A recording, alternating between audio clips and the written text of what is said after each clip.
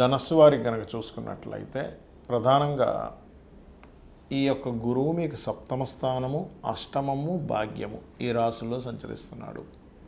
So కాబట్టి ఈ గురు సంచారం సప్తమంలో ఉన్నప్పుడు తీసుకోవాల్సిన జాగ్రత్తలు, అష్టమ భాగ్యాల్లో ఉన్నప్పుడు తీసుకోవాల్సిన జాగ్రత్తలు ఏమిటి, ఏ దేవత ఆరాధన చేయాలి, ఎటువంటి విషయాల పట్ల మీరు జాగ్రత్తగా ఉండాలనేటువంటి అంశాలు చెప్తుంది నేనైనప్పటికీ చెప్పిస్తుంది సాక్షాత్ లలిత అమ్మవారిగా భావిస్తూ, సప్తమ గురువు ఎప్పుడూ కూడా వివాహ సంబంధించిన విషయాలకు అనుకూలిస్తూ, వివాహ విషయాల్లో కొన్ని పుకార్లు అనుకోండి, తీరా సంబంధం సెట్ చేసుకున్నాకేంటి వీళ్ళు ఇలాంటి వాళ్ళు ఉన్నారనుకోవడం, ఇలాంటి కొంత కన్ఫ్యూజన్ని క్రియేట్ చేస్తూ ఉంటాడు. ఎందుకంటే గురువు యొక్క స్వరూపం మారింది కాబట్టి అక్కడ. అలాగే గురువు సప్తమం తర్వాత అష్టమంలోకి వచ్చి రెండో స్థానాన్ని వీక్షిస్తున్నందుకు కాస్త జూన్ 2 నుంచి నవంబర్ ఆల్మోస్ట్ అక్టోబర్ ఎండింగ్ వరకు కర్కాటకంలోనే ఉంటాడు. అక్కడ కొంత ఫైనాన్షియల్ గ్రోత్ ఇస్తాడు అష్టమంలో ఉండి రెండో స్థానం చూస్తున్నందుకు. కాకపోతే కాస్త మీరు జల ప్రదేశాలకు వెళ్ళినప్పుడు కాస్త జాగ్రత్తగా ఉండండి. జల ప్రదేశాలు, జల సంబంధించిన వాటికి వెళ్తున్నప్పుడు ప్రధానంగా గుర్తుపెట్టుకోండి. ఇక భాగ్యస్థానంలో గురువు ఉంటూ శని రాహువుల యొక్క ప్రభావంతో గురువు ఉన్నందుకు ఇక్కడ కొంచెం తండ్రి యొక్క స్థానం కూడా అవుతుంది, సింహరాశి అవుతుంది. అక్కడ మీ రాశి నుంచి 9వ రాశి అవుతుంది కాబట్టి తండ్రి ఆరోగ్యము, గవర్నమెంట్ కాంట్రాక్ట్స్ చేసేటువంటి వారు, గవర్నమెంట్ ఎంప్లాయీస్గా ఉండేటువంటి వారికి కొంత చేంజింగ్స్ ఇటువంటివన్నీ కూడా జరుగుతూ ఉంటాయి. ఇక మీరు నిత్యము చేయవలసిన దేవతారాధన లక్ష్మీ నరసింహస్వామి యొక్క ఆరాధన చేయండి. మరియు మీరు దుర్గాదేవి లేదా లక్ష్మీనరసింహస్వామి లేదా సూర్యాలయాలు, దత్తాత్రేయ క్షేత్రాలకు వెళ్ళిరండి. అన్ని విధాలా మీకు బాగుంటుంది.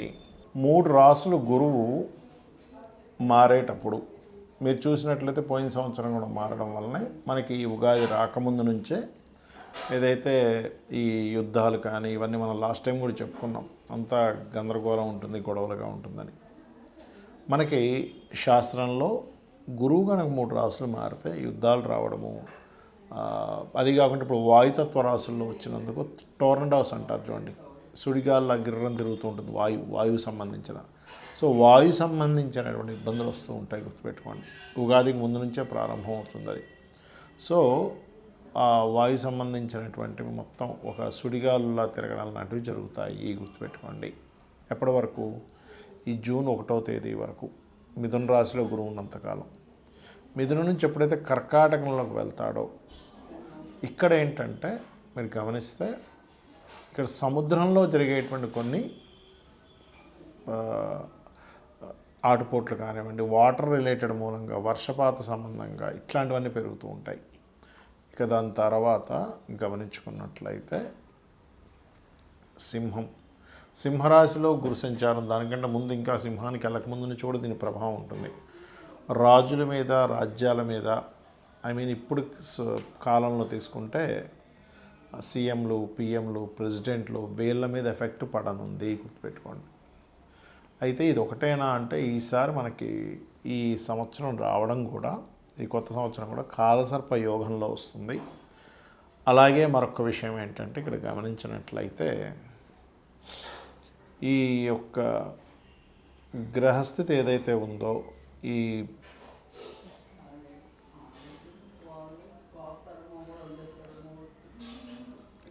కాంబినేషన్ ఏదైతే ఉందో, శని రాహుల యొక్క ప్రభావం గురువు మీద ఉన్నందుకు, ఈ సంవత్సరం రాజు గురువైనందుకు, గురువు వాయుతత్వ రాశిని, జలతత్వ రాశిని, అగ్నితత్వ రాశిని ఈ 3 రాశుల్ని టచ్ చేసుకుంటూ మారుతున్నాడు కాబట్టి అగ్ని, జల మరియు వాయు సంబంధించినటువంటి ఇబ్బందులు రానున్నాయి. కాబట్టి మీరందరూ కూడా నవగ్రహాల్లో ముఖ్యంగా శని, రాహు, గురువు, కేతు, కుజుడు వీలైతే ఈ గ్రహాల దగ్గర దీపారాధన చేయడము మరియు చండీ వినడము, చండీ పారాయణం చేయడము ఇవి ఖచ్చితంగా చేయండి.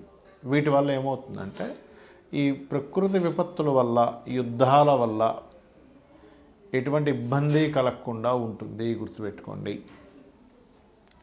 అలాగే మరొక విషయం ఏంటంటే ఇక్కడ గమనించినట్లయితే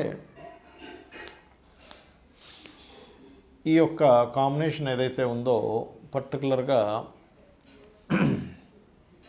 మనకి గమనించుకున్నట్లయితే ఈ యుద్ధ సంబంధించిందనుకోండి, లేకపోతే ఇవన్నీ పెరుగుతున్నాయని చెప్పుకున్నాం కదా. ఈ 3 రాశులు మారుతున్నందుకు మరొక విషయం ఏంటంటే, మిథున రాశిలో ఉన్నప్పుడు ఈ కమ్యూనికేషన్ రంగాలకు సంబంధించిన, ఈ సిగ్నల్స్కి సంబంధించిన ఇటువంటి విషయాల మీద దాని ప్రభావం పడనుంది, గుర్తుపెట్టుకోండి. అలాగే మరొక విషయం ఏంటంటే, ఒక రకంగా చెప్పాలంటే ఇది 3వ ప్రపంచ యుద్ధమే, ఇంక దానిలో ఎటువంటి సందేహం లేదు. ఎందుకంటే మనకి శాస్త్రంలో గురువు కనుక 3 రాశులు మారినట్లయితే 7 కోట్ల జీవరాశులకి ఇబ్బంది అని చెప్పడం జరుగుతూ ఉంటుంది. 7 కోట్ల జీవరాశులకి. కాబట్టి ఇలాంటి విపత్తులు ఎప్పుడు జరుగుతాయి? పెద్ద పెద్ద తుఫాన్లు రావడం వల్ల, టోర్నడోస్ అంటూ ఉంటారు, మనకి విదేశాల్లో ఎక్కువగా వస్తుంది. అలాంటివి సుడిగాలు తిరిగేటువంటి, అంటే ఒక రకమైనటువంటి టోర్నడోస్, అంటే ఒక గాలి గిర్రం తిరుగుతూ రాన్నింటిని ఎత్తుకుపోయి తిప్పేస్తుంటుంది. మీరు యూట్యూబ్లో కొట్టండి వస్తుంది టోర్నడోస్. ఎందుకంటే వాయురాశుల్లో ఈ ప్రభావం ఉన్నందుకు, వాయుతత్వ రాశుల్లో గురువు యొక్క ప్రభావం ఉన్నందుకు, గురువు యొక్క రాశులు మారినందుకు. కాబట్టి ఈ గురు రాశుల్లో ఉన్నంతసేపు కూడా ఏంటంటే, మీకు కాస్త ఎవరితోనే ఏదైనా మాట్లాడేటప్పుడు కాస్త జాగ్రత్తగా మాట్లాడాలి. చిన్న చిన్న విషయాలకు కూడా మిస్కమ్యూనికేషన్స్ అవుతూ ఉంటాయి సామాన్య ప్రజలకి. అలాగే కాస్త ఫ్లైట్ల మీద ప్రయాణం చేసేటప్పుడు కూడా సామాన్య ప్రజలు ఈ యొక్క జూన్ 1వ తేదీ వరకు కొంత జాగ్రత్తగా ఉండాలి.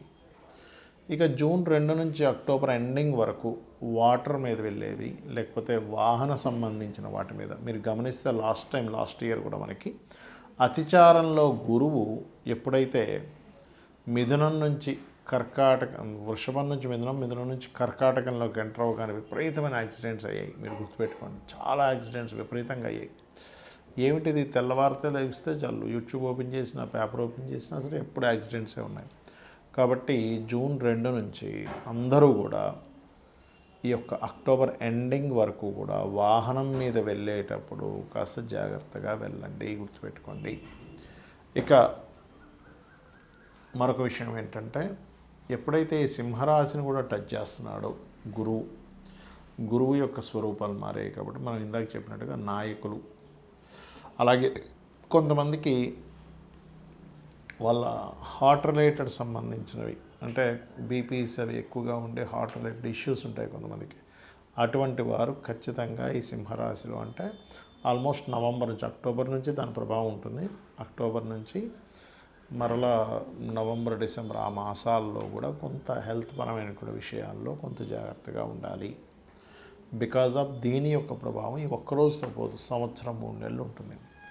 దీని మూలంగా ఎప్పుడైతే అగ్ని, వాయువు, జలము, అగ్ని ఈ 3 సంబంధంగా ఎప్పుడైతే ఇదవుతుందో, ఇది 3 రాశులు మారుతున్నందుకు ఇది 3వ ప్రపంచ యుద్ధానికి దారితీస్తుంది.